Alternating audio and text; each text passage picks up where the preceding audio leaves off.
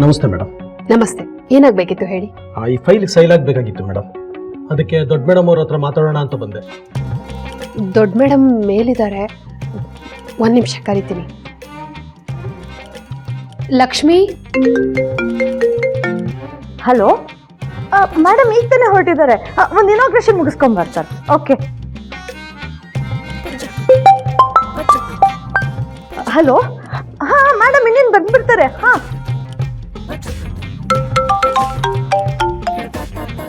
Hello. Yes Mister Christopher. ಹಾಂ, ma'am will be heading towards Australia day after tomorrow. Okay. Yeah sure, thank you. ಕರಿಬೋದಾ? ಹಾಂ, ಎಲ್ಲ perfect ಆಗಿದೆ. Madam ಬನ್ನಿ.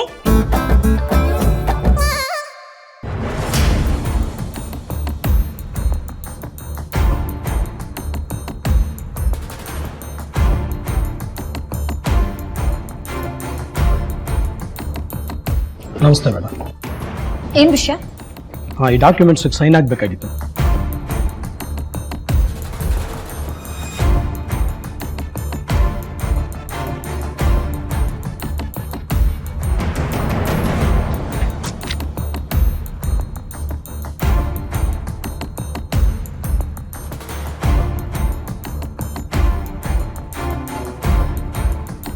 Attention,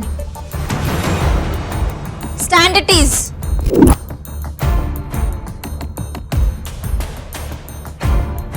Lakshmi, ಇವತ್ತು ತಿಂಡಿನಲ್ಲಿ ಉಪ್ಪು ಜಾಸ್ತಿ ಇತ್ತು. ಔಟ್. ಸರು, ಇವತ್ತು ಗಿಡಕ್ಕೆ ಜಾಸ್ತಿ ನೀರು ಹಾಕಿದ್ಯಾ. ಔಟ್. ದುರ್ಗಾ, ಇವರಿಬ್ರು ನೀಟಾಗಿ ಕೆಲಸ ಮಾಡ್ತಿದ್ರೋ ಇಲ್ವೋ ಅಂತ ನೋಡ್ಕೋಬೇಕಾಗಿರೋದು ನೀನು. ನೀನೇನ್ ಮಾಡ್ತಿದ್ದೆ? ಔಟ್.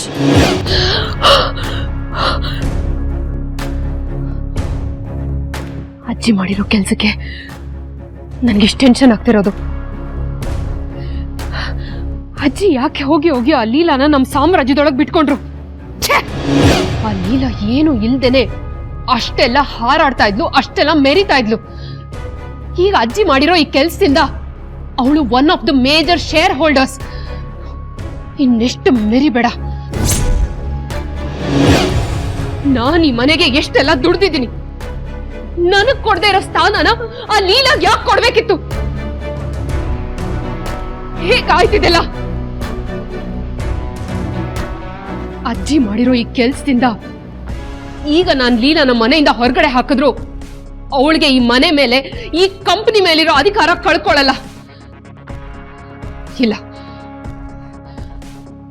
ಇದನ್ನ ನಾನು ಹೀಗೆ ಬಿಡಲ್ಲ. ಈ ಸಲ ನಾನಿಡೋ ಹೆಜ್ಜೆ ಹೇಗಿರುತ್ತೆ ಅಂದ್ರೆ ಶಿವನ್ ಎದೆ ಮೇಲೆ ದುರ್ಗೆ ಕಾಲಿಟ್ಟಾಗಿರುತ್ತೆ. ಆ ಲೀಲಂಗ್ ಒಂದ್ ಗತಿ ಕಾಣಿಸ್ತೀನಿ.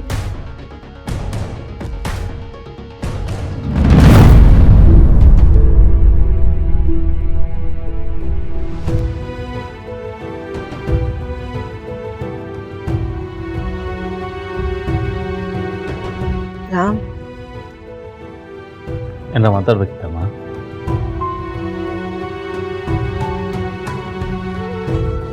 ಹೌದು ರಾಮ್, ನಾನು ನಿನ್ನ ನೇರವಾಗೇ ಕೇಳ್ತೀನಿ, ನೀನು ನೇರವಾಗೇ ಉತ್ತರ ಕೊಡು. ರಾಮ್, ನಾ ಲೀಲಾ ವಿಷಯದಲ್ಲಿ ತಗೊಂಡಿದ್ದ ನಿರ್ಧಾರದಿಂದ ನಿನ್ನ ಮನಸ್ಸಿಗೆ ಏನಾದರೂ ನೋವಾಯ್ತಾ? ಅಥವಾ ಇಷ್ಟು ದೊಡ್ಡ ನಿರ್ಧಾರ ತಗೊಳ್ಳೋಕೆ ಮುಂಚೆ ನನ್ನನ್ನು ಒಂದು ಮಾತು ಕೇಳಬಾರ್ದಿತ್ತು ಅಂತ ಏನಾದರೂ ಅನ್ನಿಸ್ತೆ ನನಗೆ? ಅಮ್ಮ, ನೀನೇನೇ ನಿರ್ಧಾರ ತಗೊಂಡು ನನಗೆ ಖುಷಿಗೆ. ನೀನು ಎಲ್ಲರ ಹಾಗೆ ಸುಮ್ಮನೆ ನಿರ್ಧಾರ ತಗೊಳ್ಳಲ್ಲ. ನೀನು ಚೆನ್ನಾಗಿ ಯೋಚನೆ ಮಾಡಿ ತಗೊಂಡಿರ್ತೀಯ. ಮೋರೋವರ್, ಈ ನಿರ್ಧಾರ ನೀನು ಖುಷಿಯಾಗಿ ತಗೊಂಡಿದ್ಯಾ. ಸೊ ನಿನ್ನ ಖುಷಿನೇ ನನ್ನ ಖುಷಿ. ನಿಜ ಹೇಳ್ತಿದೀಯೇನೋ ರಾಮ್? ಬಾಯ್ ತುಂಬ ನೀನು ನನ್ನ ರಾಮ ಅಂತ ಕರಿತೀಯ. ರಾಮ ಯಾವತ್ತರ ಅಮ್ಮನಿಗೆ ಸುಳ್ಳು ಹೇಳ್ತಾರ?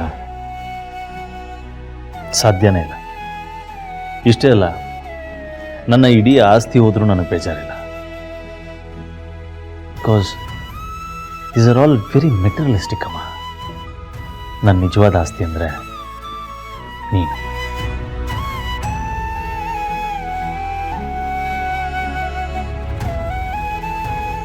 ರಾಮ್, ಲೀಲಾಗೆ ಶೇರ್ ಕೊಟ್ಟಿದ್ರ ಬಗ್ಗೆ ನಿನ್ನ ಅಭಿಪ್ರಾಯ ಏನು?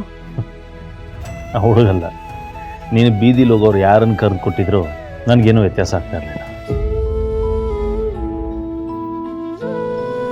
ಯಾಕೋ ಹಾಗಂತೀಯ? ಲೀಲಾ ಬೀದಿಲ್ ಹೋಗೋ ಹೆಣ್ಣಲ್ಲ, ಈ ಮನೆ ಬೆಳಕು. ಹಾಂ, ನಾನೊಂದು ಸ್ವಲ್ಪ ಅರ್ಜೆಂಟ್ ಕೆಲಸ ಇದೆಯಮ್ಮ, ಮುಗಿಸ್ಕೊತೀನಿ.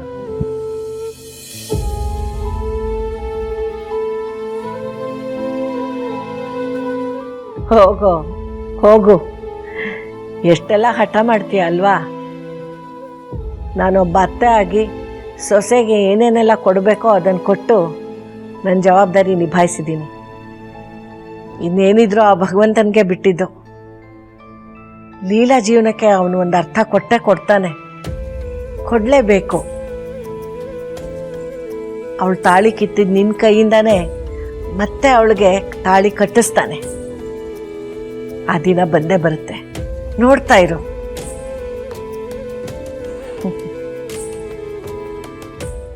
ಏನ್ ಮೇಡಮ್, ಕಿಡ್ನಾಪ? ಹೌದು, ಆದ್ರೆ ಕಿಡ್ನಾಪ್ ಆದ ವ್ಯಕ್ತಿ ವಾಪಸ್ ಬರ್ಕೂಡ್ದು. ನೀನು ಈ ಮನೆಯಿಂದ ಒಬ್ಬರನ್ನ ಕಿಡ್ನಾಪ್ ಮಾಡಬೇಕು, ಅದಷ್ಟೇ ನಿನ್ನ ಕೆಲಸ. ಆಮೇಲೆ ನೀನು ಅವ್ರನ್ನ ಏನು ಮಾಡ್ತೀಯೋ ನಾನು ನಿನ್ನನ್ನು ಕೇಳಲ್ಲ. ನನಗೆ ಬೇಕಾಗಿರೋದು ಇನ್ನೊಂದ್ಸಲ ನಾನು ಆ ವ್ಯಕ್ತಿನ ನನ್ನ ಲೈಫಲ್ಲೇ ನೋಡಬಾರ್ದು ಅಷ್ಟೇ. ಅವ್ರು ಯಾರು ಅಂತಂದು ವಾಟ್ಸಪ್ಪಲ್ಲಿ ಒಂದು ಫೋಟೋಸ್ ಹಾಕಿ ಮೇಡಮ್, ಚುಟ್ಕಿ ಹೊಡೆದಲ್ಲಿ ಎತ್ತು ಬಿಡ್ತೀನಿ.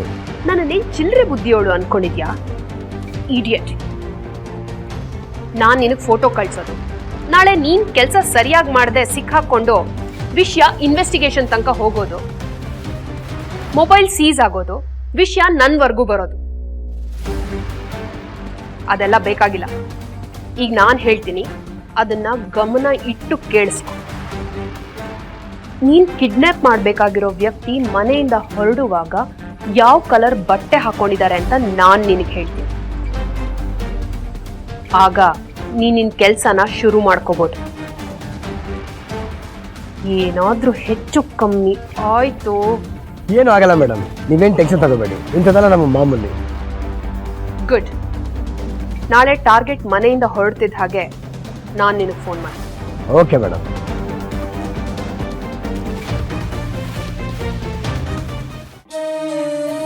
ಒಳ್ಳೆ ಸಣ್ಣ ಮಗು ಥರ ಆಡ್ತೀಯಪ್ಪ ನೀನು. ಯಾಕೆ ಕೊಟ್ಟೆ ಅಂದ್ರೆ ನಾನು ಏನು ಹೇಳಲಿ? ಲೀಲಾ, ನಿನಗೆ ಸಿಕ್ಕಿರೋದು ಬರೀ ಕಂಪ್ನಿ ಶೇರ್ಸ್ ಅಲ್ಲ, ಅದು ನಿನ್ನ ಶ್ರೀರಕ್ಷೆ. ಅದೇ ನಿನಗೆ ಆಯುಧ, ಅದೇ ನಿನಗೆ ರಕ್ಷಾ ಕವಚ. ಏನು ಗ್ಯಾರಂಟಿ ಹಿಟ್ಲರ್ ಕಲ್ಯಾಣ